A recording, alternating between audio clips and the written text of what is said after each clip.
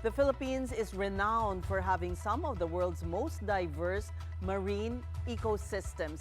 But over time, our coral reefs have taken a beating, damaged by pollution, climate change, and destructive fishing practices. And to help them recover, scientists have tried different approaches: old tires, metal frames, even shipwrecks.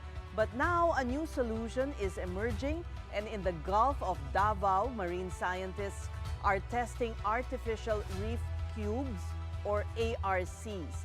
These are hollow cement blocks that they say can endure strong currents, create shelter for fish, and provide surface where corals can take root. And here we feature innovations that spotlight sustainable initiatives. Welcome to Sustainability.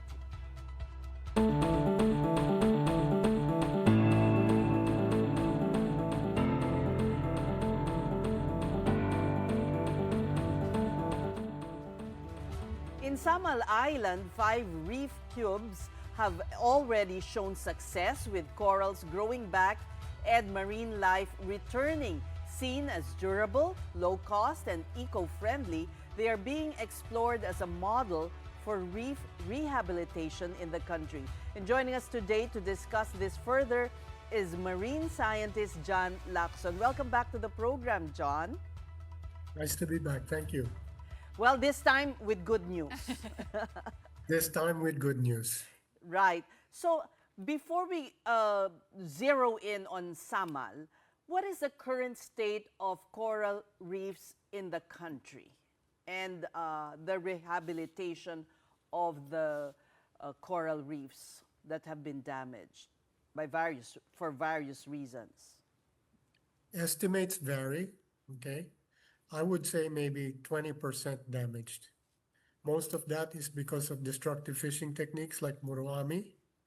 Of course, we have natural causes like bleaching and human development. We've had anchor damage. We've had a boat crashing into Tubataha. But the estimate is about 20%.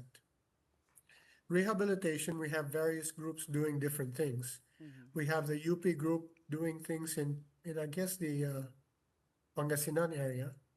Then there's other groups doing things in the Sumilon, still with the group of the late Dr. Alcala.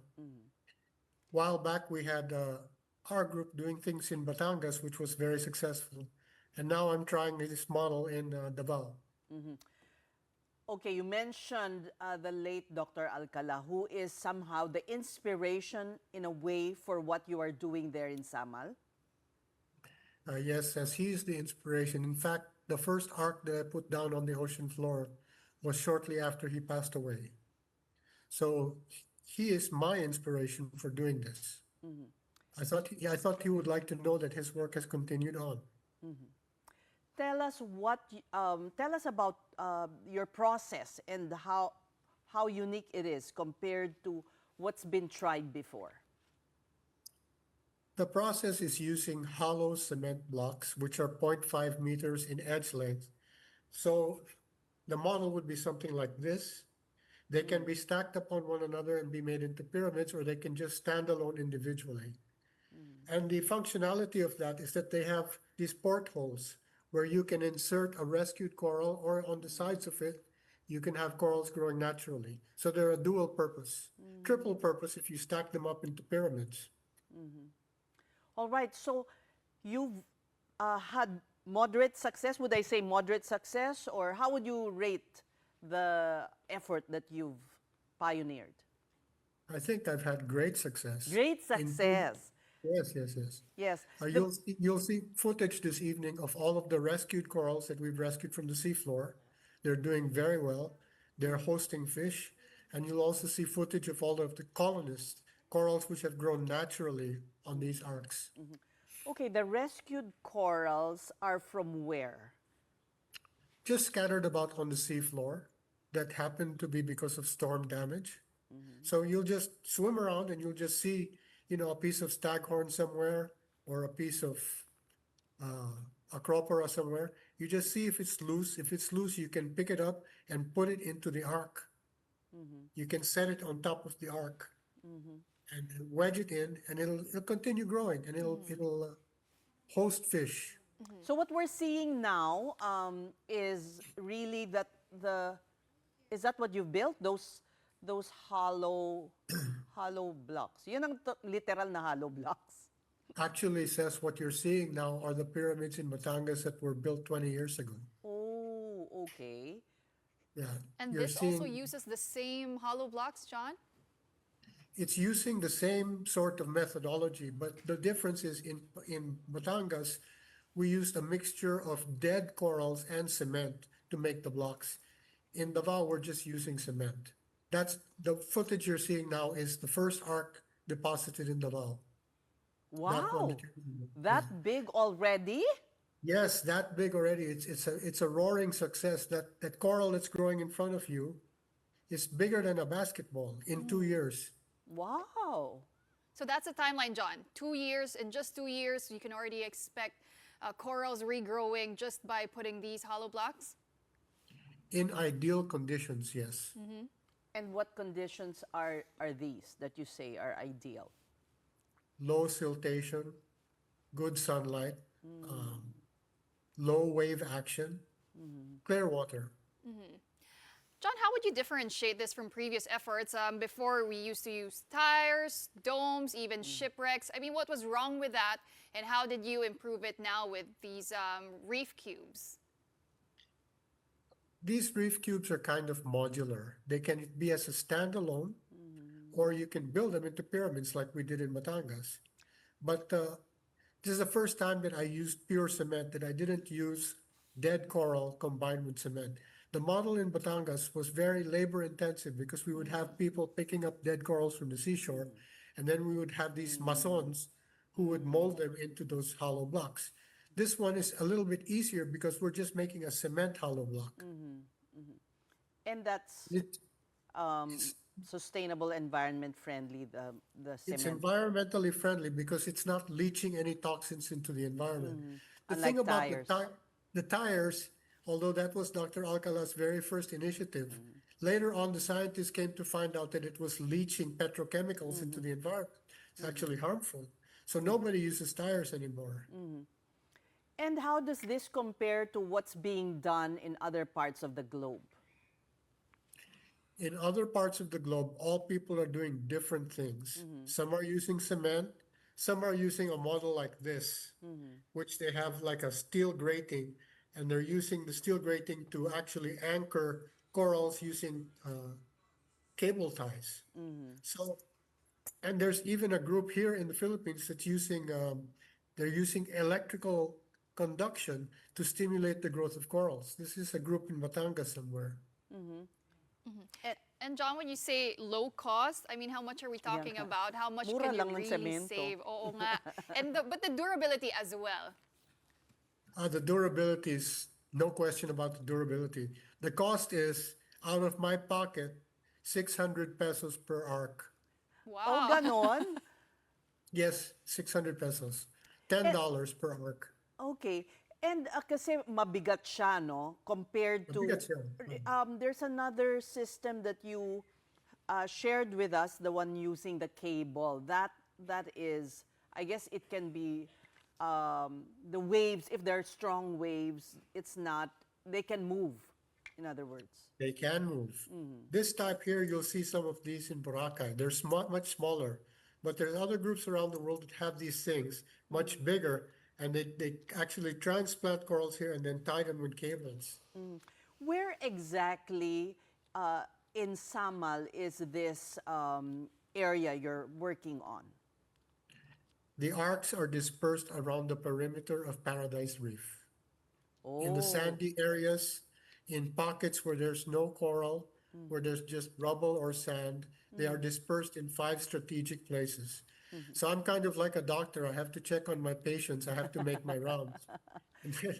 The one you So I gotta be described, able, sorry to interrupt, ahead. but I'm so excited kasi. Yung basketball na pinakita mo, took 2 years to grow to that size. How small was the coral when you transplanted it in the ark? that basketball is not a rescued coral. That's a naturally grown coral. Oh, When I first found it, it was the size of a pencil head. It really? was, yes, it was about the size of the tip of this ball pen. I ran my fingers on the arc and I felt this bump, and it was about that big.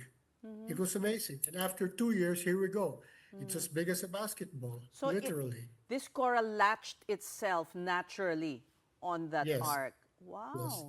So The this, coral larva, the coral larva actually landed there and grew from there with no no human assistance.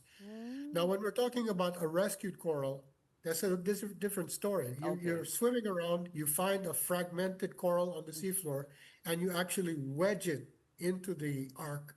And it also does very well. They grow, they host fish. It's fantastic. So you can do both rescue and colony.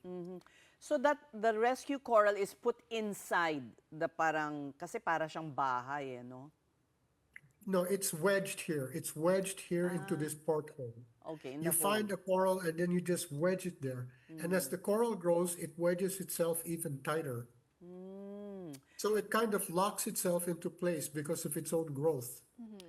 I thought it takes time for corals to grow. Isn't there a formula like centimeter? Tell us about it and It differs. why this is fantastic and showing that corals can grow fast pala. It differs from species to species. Some are slow growers, some are fast growers. The one that you saw, the basketball-sized one, if you can imagine, it's about 1 foot in diameter. That's 25 centimeters in diameter. So it means in 1 year, it has grown 12.5 centimeters. Right. That's actually a fantastic growth rate. There are Right. other corals which are even faster than that. The table corals and the staghorn corals grow very, very fast. In the video you're showing now, you can see the rescue process. Well, John, 5 reef cubes have already proven successful in Samal Island. What other areas are you now eyeing? And do you really see this as a viable solution for a nationwide reef rehabilitation? Oh, I think it's very practical for a nationwide rehabilitation. That's why I invited myself to be on your show tonight, is because No, we're so I glad wanted to we're show so you up. glad to have you. But are you working with other groups in No, no, no. different parts of the country and No, sharing, your progress? this is just me, and your show is my method of getting it out on the air. Well, I hope we can get other people to join your movement. But well, we want to ask you about what's going on in Samal. Any progress on the writ of Kalikasan pertaining to the bridge? Okay. On the writ of Kalikasan, I think I'm going to have to go to court in Cagayan de Oro next week and testify and say that all of these videos are mine and so forth and so on. So it's going through a trial process. They moved it to Cagayan de Oro so that we could somehow get a fair trial. So the process is ongoing, yes. The legal process is ongoing. Work on the bridge actually has slowed down substantially. Yeah. What And there's explains all that? kinds of reasons for that. Is it because of your group that's, more active now, or what would you attribute the slowdown? It might be that, okay, but it could also be very well be that The funds for the controversial bridge, no, the funds flood have been control program. misallocated to some other places. And so the funding pouring into Davao might have been misallocated and gone elsewhere. Okay. That's one theory. Okay, now setting that issue aside, is there room to scale up what you're doing to other parts of the country? There is if people will fund it. If groups will fund it, find funding, I think it's a great idea. Yeah. What motivated you to do this on your own?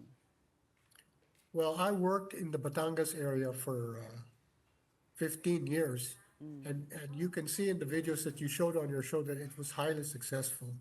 I sent your producers a link and you can watch it yourself. It's a fantastic project in Batangas. So I knew it would work well again here in Davao. Was this in Anilao? Yes, ma'am. No, no, no. It was in Calatagan. Ah. So now, have you visited Batangas again? That pyramid. When was that video taken? That video was taken in 2019 and I haven't been back since. Oh, There's no telling what it looks like now. all right. I hope we can check. Yeah, we should do a dive there. Hope we can invite you as well, John. You gotta be a good diver to do that one. Oh, really? Okay, that Oh, counts really? me out. I'm just, once a year diver. We thank you once again for joining us. That was marine scientist John Lacson.